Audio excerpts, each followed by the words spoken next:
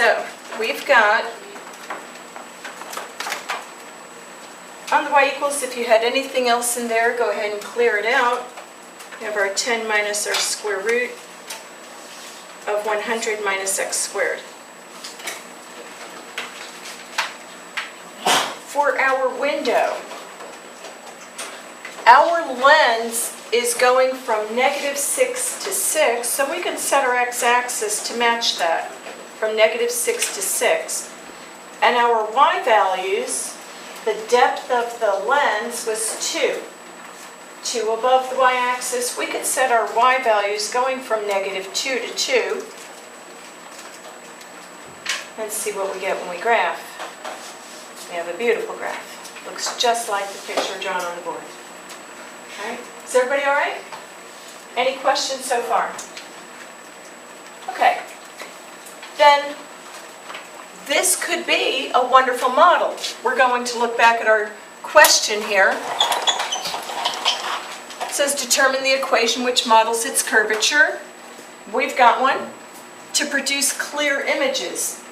Might be a question. We don't know. I mean, it's a circle. Looks good.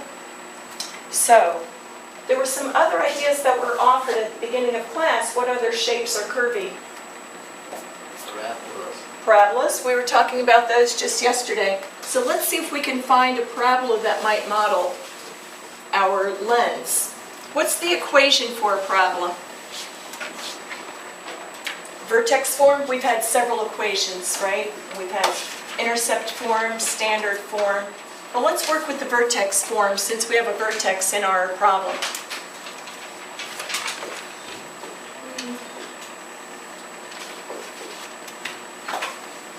Julie, do you know the vertex form of a parabola?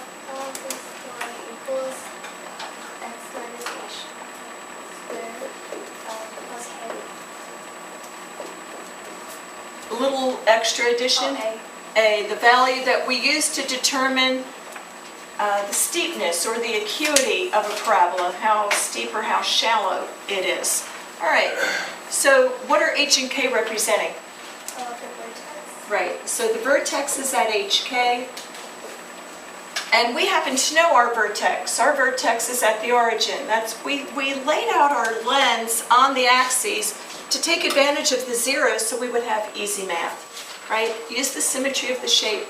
So if we use our vertex 0, 0 for H and K, we have x minus 0 squared times A plus another 0. That just simplifies to A times x squared. Do we know any other point on our supposed parabola? We don't know what that curve is. Do we know any other point on the parabola? What? 6, 2. We do. We know 6, 2. So if we use 6, 2 in our equation, y is our 2, a is what we're solving for, x is 6. What do you get for a now, Brian? For a, so your equation now would be 2 equals a times 36. Right. And you divide 2 by 36, which is 2 over 36, which can come out to 1 over 18. All right. And that's what a equals. All right.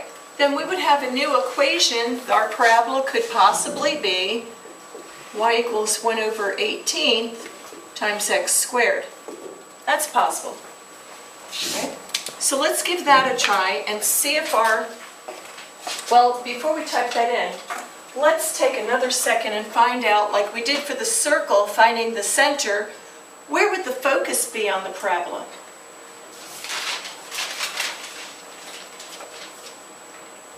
Do we remember about focus, or should we review that? Would it be at 0, 4? I don't know. How are you getting it? Would it be on 0, 10? I don't know. How are you getting it? I don't know much. Yes? Well, you could find C by using 1 over, or A equals 1 over 4C, and then So A is 1 over 4C, and how much is A? 1/18. 1/18. Chris, does that sound familiar? Yeah. All right. Because we're not going to guess about this. The whole point of knowing the connection between A and C before yesterday, we just thought A is just the general The larger the number, the steeper the parabola, the lower the number, the more shallow. But knowing the C value, or the connection between A and C, nails it down tight and says exactly this many units above the vertex, boom, there's the focus. Right? It nails it down tight instead of saying, well, it's kind of steep, it's kind of shallow. So if A is 1/18, then C comes out to be how much? 4.5. Great. Right. So C is 4.5. See, you were a little close, right? You're around there. All right.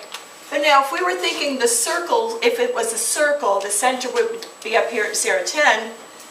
But for a parabola, well, we're only here at the focus being 4.5. That's really, really different. That's really different than 0, 10. And we want to get back to this point about what produces clear images. All right, so we're still going to play around with this, but right now, let's put this second equation, our parabola 1/18 x squared, into our calculators and see if there's a difference in the graphs. All right, so we've got this circle still in here. If we go to our y equals, and this time put in our x squared over 18,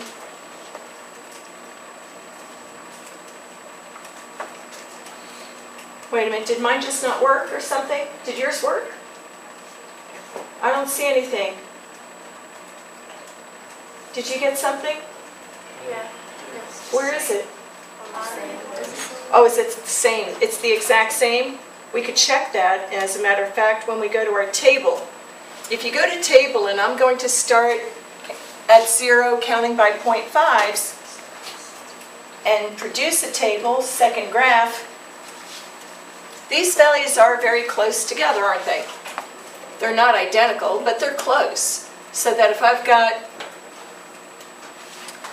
when x is 2, y is 0.2 something or 0.2 something. That's pretty close. When x is 1, y is 0.05 or 0.05. So they're not identical, but yes, they're very, very close. So does it even matter which one we use? It doesn't seem to matter, right? I want to just take a look at my graph one more time because I didn't see mine too much. But if I go to my y equals, my second y equals, and I move my cursor to the left of the y and press enter, where the first option is to make a thicker line. Move off of that by just pressing your right arrow key and pressing graph. So the first one is your y1, or the circle equation. And you're right, the parabola looks like it's sitting right on top of the circle. It came in as a thicker line. How are we doing so far? All right, so it seems like it doesn't matter which one we use, right? So I want to do one more thing, and that is to maybe do a zoom 10. Zoom to a regular full-size, zoom 6, sorry, I lied. Zoom 6, that sets your scale from -10 to 10 in every direction. And here we do see that there will eventually be a noticeable difference in our circle and parabola. There has to be, right? A circle curves back on up and closes in on itself, and the parabola arms stretch out forever. So we're not expecting them to stay the same all the way through. But where they seem to match, we're wondering if that's important or not. Right? We want to know, does it have any difference at all on our question of what produces a clear image on our telescope, right? Any ideas so far? Could you go with either one? Maybe? How many say it would, they go for either one, it doesn't make any difference? Don't look around and all that. Okay, so we have a few right here. It's like a loaded question, isn't it? All right? And we have some that, how many think a circle would be better? Well, depends on how far you're transferring. Why? Why would it matter? Because the circle, it kind of like envelops itself. So if you like shot stuff in, it will like go towards each other, while the parabola would like shoot stuff out. I like your idea, and I like the good physical imagery too. And you're really just about right on target. So I want to take a look at our parabola. From what we looked at yesterday, when we looked at the literal definition of, we have a point called the focus, we have a line, the directrix, and our parabola was our set of points equidistant from the focus and the directrix. We started out yesterday with a simple point of the vertex being the exact same distance halfway between the focus and the directrix. And then we went on and found a few more points. We found a point maybe out here that seemed to be the same distance. We measured at right angles, we used rulers. We said, yes, there's another point. We went to the other side and said, yes, according to our stunning diagram, there's another point. If I wanted to go here and say this distance from this point to the focus and to the directrix were the same, and on the other side I found another point that might be here, where these were the same. Right, then when you connected the points,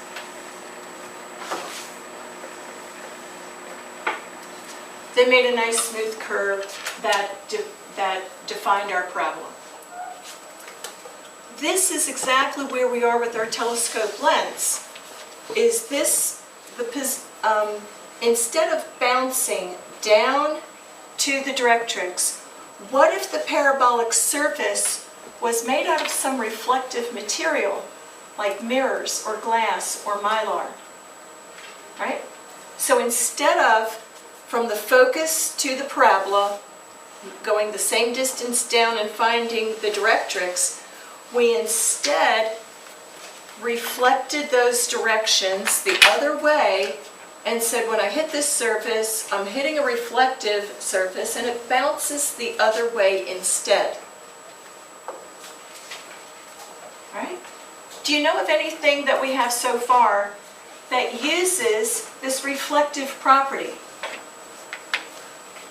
Does anything that we use every day use this reflective property? From a central point, go out, hit a surface, beam out, just like you were suggesting. What are some applications? Satellite dishes. Perfect. Satellite dishes. That's really good. What else? Like a lamp, What about a lamp? like the light bounces off the shade part and then goes back down. If the shade is that curved one, I'm thinking of the typical lampshade at grandma's house, maybe not. So certain lampshades would exactly do that. What else? Headlights. We just happen to have a car headlight that I got from Autotech.